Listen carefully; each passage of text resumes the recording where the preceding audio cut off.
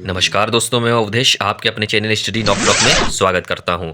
तो आज हम लेके आए हैं कुछ खास सिक्कों के बारे में जानकारी। तो आखिर क्या खास है इस 5 रुपीज़ कॉइन में जो कि इसको आम कॉइन से कुछ डिफरेंट बनाता है। तो सब हम इस वीडियो में बात करेंगे। तो उससे पहले हमारे चैनल स्टडी नॉक ब्लॉक को कृपया सब्सक्राइब कर दीजिए, जिसमें हर प्रकार की न्यूमिस्मेटिक फील्ड संबंधी जानकारी और अदर एजुकेशन संबंधी जानकारी आपको इस चैनल के माध्यम से मिलती रहे। तो चलिए स्विच करते हैं इस 5 रुपीज़ कॉइन के बारे में। आखिर क्या डिफरेंस है इस 5 रुपीज़ कॉइन में। तो जैसा कि आप देख रहे हैं, ये 5 रुपए का कॉइन जो कि एक आम चलन से प्राप्त कॉइन है, लेकिन कुछ इसको जो है कुछ एरर या कुछ इसमें यूनिक डिफरेंसेस जो हैं इस कॉइन को आम कॉइन से भिन्न कर देते हैं, जिससे कि ये काफ़ी कलेक्टेबल कॉइन हो जाता है। एज ए न्यूमिस्मेटिक पर्सपेक्टिव के लिहाज से एक कलेक्टेबल कॉइन हो जाता है और काफ़ी रेयर हो जाता है। तो पहले इसका कुछ हम स्पेसिफिकेशन, जनरल स्पेसिफिकेशन देख लेते हैं। तो ये जो 5 रुपीज़ कॉइन है, तो ये इसका ओवर्स पोर्शन है, तो जो कि बीच में Ashoka lion capital, Bharat, Hindi legend, English में इंडिया और नीचे सत्यमेव जयते। वहीं अगर हम इसका मेटल की बात करें तो मेटल जो है दोस्तों इसका निकिल ब्रास से ये सिक्के ढाले गए हैं, ठीक है। और वेट इसका 6 ग्राम है, डायामीटर इसकी 23 mm है और थिकनेस इसकी 1.9 और शेप जो है उसका राउंड या सर्कुलर है। और वहीं जो है ये हमारे देश के चारों मिंटों से ढाले गए थे, जो कि Kolkata mint, Hyderabad mint, Noida mint और मुंबई मिंट। वहीं जो है इसके जो मिंट मार्क की अगर हम पहचान करेंगे तो वो आपको स्क्रीन पे इसका सिंबल दिख रहा होगा कि किस मिंट से कौन से सिक्के की जो है वो आइडेंटिफाई करे जाते हैं। और ये 5 रुपए के सिक्के 2011 से 2019 तक ये निकिल ब्रास के सिक्के ढाले गए थे। तो अब हम जो इसमें ख़ास बात है वो इसके रिवर्स पोर्शन में है। तो वहीं अब इसके हम रिवर्स पोर्शन की बात करें तो दोस्तों ये देखिए, तो ये जो रिवर्स पोर्शन है, अभी इसका जो रिवर्स पोर्शन है ये देखिए। तो रिवर्स पोर्शन की अगर हम बात करें तो रिवर्स पोर्शन ही इसको जो है कुछ खास और यूनिक बना देता है, जो कि ये काफ़ी रेयर और कलेक्टेबल कॉइन हो जाते हैं। तो वहीं अगर हम इस सिक्के की बात करें तो इस सिक्के में देखिए ये 2012 का सिक्का है और नीचे जो है इसका मिंट मार्क आपको दिख रहा होगा, डॉट मिंट मार्क, जो कि इंगित करता है कि ये नोएडा मिंट से इशू करा गया है। तो अब हम इसमें जो बिग एरर आपको दिख रही है वो बीच में जो है इसका जो डिनोमिनेशन होता है रुपीज़ सिंबल और 5 रुपीज़ जो अंक होता है वो इसका डिनोमिनेशन जो है इसमें नहीं है, ठीक है। ये देखिए रुपीज़ सिंबल जो है आर जो बना हुआ है इसका ये आधा है और बीच में जो 5 लिखा होता है वो इसमें आपको नहीं दिख रहा होगा, तो जिसके कारण ये एरर कॉइन की कैटेगरी में आ जाता है। वहीं अगर हम दूसरे कॉइन की बात करें तो दूसरा जो है वो बिल्कुल ही सपाट है, ठीक है। यानी इसके जो ओवर्स पोर्शन है उसमें तो प्रिंटिंग है, लेकिन इसके जो रिवर्स साइड है, रिवर्स साइड जो है वो बिल्कुल प्लेन है। तो जिसके कारण जो है ये कॉइन एक एरर कॉइन है और इस एरर जो है का नाम जो है वो यूनिफेस एरर है, ठीक है। न्यूमिस्मेटिक में जो है इस एरर को काफ़ी रेयर एरर माना जाता है और ये एक यूनिफेस एरर कॉइन की कैटेगरी में आते हैं, जिसके जो है पीछे जो है बिल्कुल भी जो है वो डाई जो है वो प्रिंटेड नहीं हो पाती है। तो ये मिंटिंग जो होती है सिक्कों की, तो वहीं से ये एरर जो है वो जनरेट हो जाती है और इस तरीके के कॉइन जो है वो आम सर्कुलेशन में आ जाते हैं, जो कि काफ़ी रेयर होते हैं। आम सर्कुलेशन से प्राप्त करना ये काफ़ी दुर्लभ होता है, क्योंकि इस तरीके के कॉइन बहुत ही कम जनरल सर्कुलेशन से प्राप्त होते हैं और काफ़ी पैनी नज़रों से ही आपको जो के पहचानने में किस तरीके की एरर है, ठीक है, उससे वाकिफ़ होते हैं। वही इन तरीके के सिक्कों को जो है वो पहचान पाते हैं और फिर उसको आगे कलेक्ट करते हैं।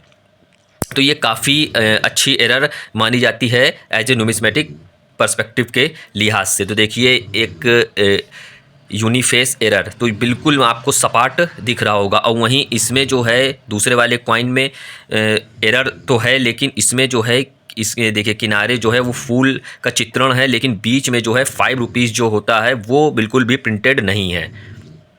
ठीक है, और रुपीज़ का जो है आधा जो है हिस्सा वो भी आपका जो है प्रिंटेड नहीं हुआ, यानी जो डाई है वो बिल्कुल प्रिंट नहीं हो पाई है, सही तरीके से प्रिंट नहीं हो पाई, और इसमें बिल्कुल जो है वो सपाट है। वहीं इसके पीछे जो है ये देखिए, तो पीछे जो है वो ओवर्स पोर्शन पूरा प्रिंट है। ठीक है, तो ओवर्स पोर्शन जो है वो पूरा जो है आपका प्रिंट होके निकल के आया है, लेकिन वहीं जो रिवर्स पोर्शन है वो बिल्कुल प्लेन चिट है या यूनिफेस है। तो जिसके कारण ये यूनिफेस एरर कॉइन की कैटेगरी में आ जाते हैं और काफ़ी एक कलेक्टेबल कॉइन हो जाते हैं, क्योंकि ये एरर कॉइन की कैटेगरी में आते हैं, क्योंकि सिक्के में भी कई प्रकार की डिफरेंट एरर्स होती हैं। एज ए न्यूमिस्मेटिक पर्सपेक्टिव के हिसाब से कई डिफरेंट एरर होती हैं, जो कि आपको इस वीडियो में, इस चैनल में कई सारे एरर कॉइन के भी वीडियो पड़े हुए हैं, आप उसको देख सकते हैं, या आने वाले समय में और भी एरर कॉइन की जिस तरीके की एरर कॉइन आते रहेंगे तो उसकी वीडियो आपको मिलती रहेगी। कई प्रकार के डिफरेंट टाइप की एरर्स जो होती हैं वो सिक्कों में या नोटों में पाई जाती हैं, जिसके कारण वो काफ़ी कलेक्टेबल हो जाते हैं और रेयर हो जाते हैं, और कलेक्शन के हिसाब से जो है काफ़ी अच्छे होते हैं वो कॉइन। तो वहीं अगर हम दोस्तों इसके प्राइस की बात करें तो प्राइस जो है वो डिपेंड करता है टोटली नीड्स ऑफ बायर के ऊपर, ठीक है, और कॉइन के कंडीशन के ऊपर और परसेंटेज ऑफ एरर के ऊपर। अब जैसे ये यूनिफेस एरर है पूरा, मतलब इसमें पीछे प्रिंटिंग ही नहीं है, तो ये सिक्के जो हैं वो थोड़े से ज़्यादा महंगे होते हैं, तो ये आपके 300 से 400 के बीच में भी सेल हो सकते हैं, लेकिन ये फिक्स प्राइस नहीं होती, ये टोटली डिपेंड करता है नीड्स ऑफ बायर के ऊपर।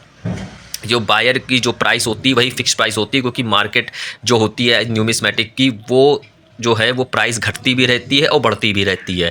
तो जो यूनिफेस के हैं वो आपके 300-400 के बीच में भी सेल हो सकते हैं, या प्राइस इससे ज़्यादा बढ़ भी सकती है या इससे कम भी हो सकती है। टोटली डिपेंड होता है नीड्स ऑफ बायर के ऊपर, कॉइन की कंडीशन के ऊपर, परसेंटेज ऑफ एरर के ऊपर, कई डिफरेंट एस्पेक्ट से जो है वो रियल प्राइस निकल के आती है।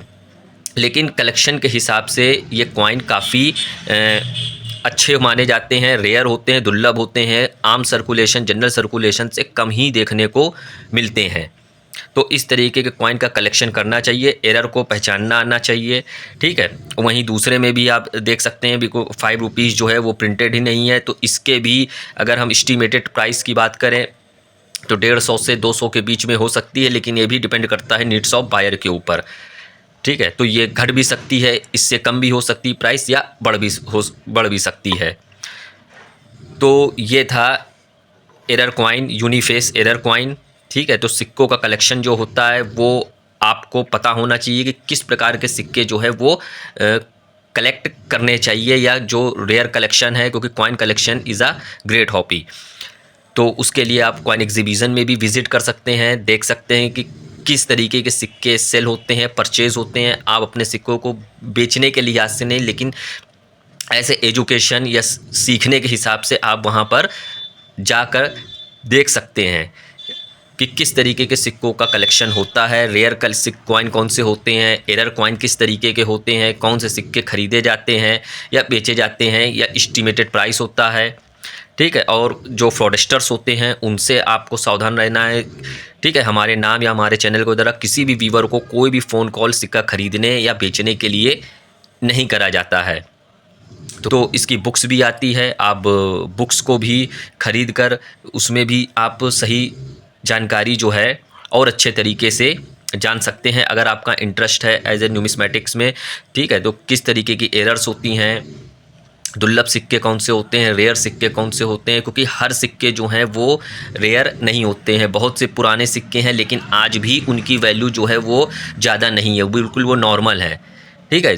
20-50 से ज़्यादा, 100-150 से ज़्यादा उसकी कोई वैल्यू नहीं है। लेकिन कुछ सिक्के या कुछ में एरर आ जाती है, ठीक है, म्यूल हो जाते हैं, तो उसके कारण उनकी प्राइस थोड़ी सी बढ़ जाती है। लेकिन आप जो है वो प्राइस खरीदने या बेचने के लिहाज से नहीं, आप एक अच्छा कलेक्शन पहले करिए, आप उस चीज़ की जानकारी लीजिए कि किस तरीके के सिक्के या नोट जो हैं वो कलेक्ट करने चाहिए, ठीक है। तो प्रॉपर जानकारी, प्रॉपर नॉलेज पहले लीजिए, फिर आप अपने सिक्कों को सेल या परचेस करिए, ठीक है। इधर उधर के जो फ्रॉडस्टर्स या स्कैमर्स हैं, जो कोई भी सिक्के को जो है लाखों और का बताते हैं, तो उसको पहले आप अपने विवेक से काम लीजिए, उसकी पूरी गहन जानकारी लीजिए, फिर ही आप सिक्कों को सेल या परचेस करिए, क्योंकि coin collection is a great hobby. ठीक है, तो आई होप ये छोटी सी जानकारी आपको अच्छी लगी होगी। तो हमारे चैनल श्री नॉक नॉक को कृपया लाइक करिए, शेयर करिए, सब्सक्राइब करिए। धन्यवाद।